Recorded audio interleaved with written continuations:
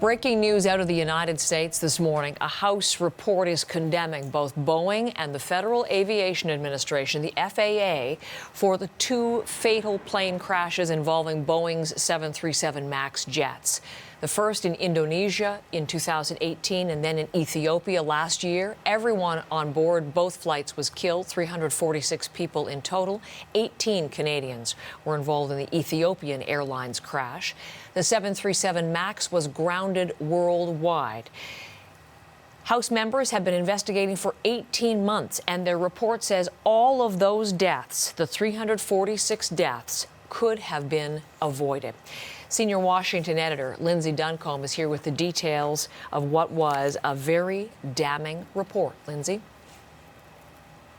Yeah, and it is in line with other investigations and conclusions we have heard in the months since these crashes occurred, more than a year since these crashes occurred.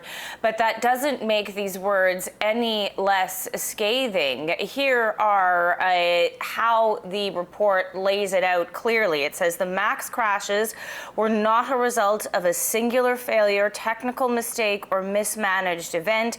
They were the horrific culmination of a series of faulty technical assumptions by Boeing's engineers, a lack of transparency on the part of Boeing management, and grossly insufficient oversight by the FAA. So clearly sharing the blame between the company and the American Oversight Agency.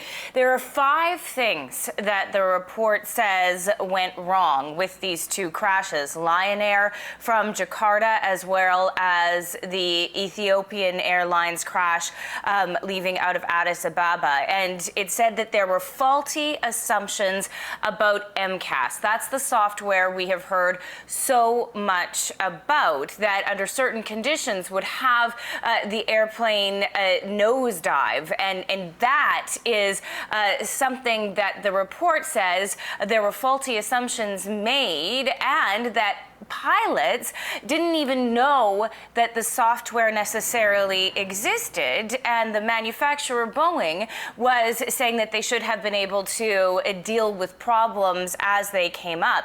Another one of the conclusions from this report, Heather, is that Boeing is accused of a culture of concealment, saying that it would keep information away from investigators as well as authorities because of its desire to keep that information private. As well, there is an idea of a profit motive here, that some of the steps that Boeing took in order to be able to get those MAX 737 planes delivered were done because of the corporate timeline and the competition that Boeing found itself in with its competitor Airbus. So certainly damning conclusions that come with an emotional introduction. It is a Canadian, Heather, Paul Injirage, who is his story. The fact that his whole family was killed is in the introduction to this report. So how is Boeing responding?